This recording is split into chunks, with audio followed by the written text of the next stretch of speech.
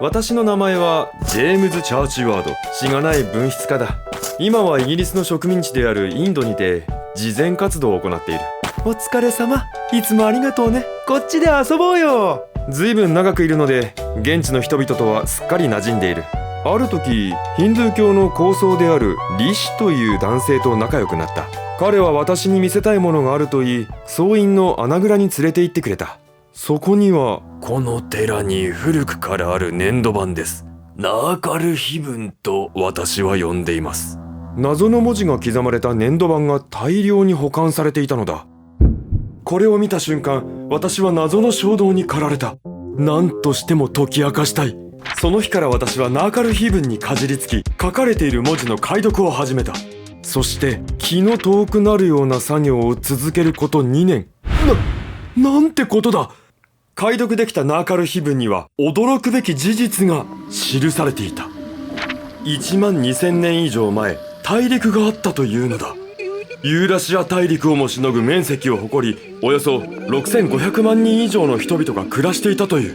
そして何らかの原因で大陸ごと消滅した。もっと内容を読み解こうと思った瞬間、ナーカル碑文が強烈な光を放ち始めた。なんだ。私は強烈な光に包まれた。目を開けると、そこは美しい牧草地だった。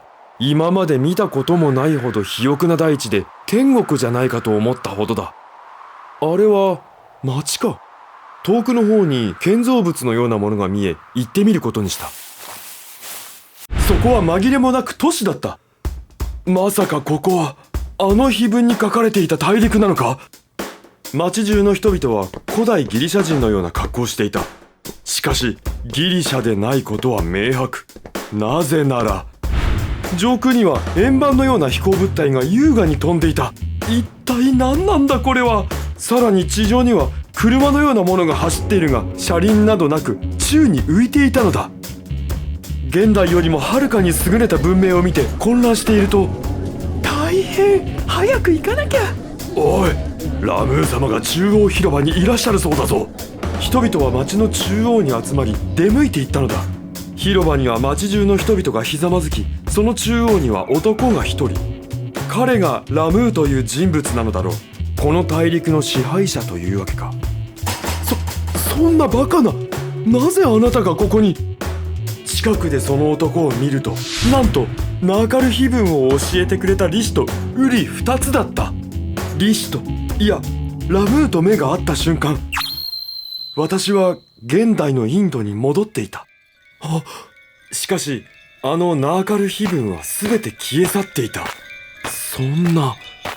とにかくリシに会いたいと思い、僧院の僧侶に尋ねると、リシ、そんな人は知りませんよ。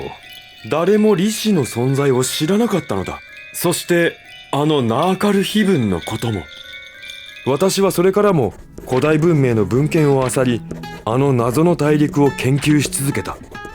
そして1930年、失われた大陸ムーという本を出版。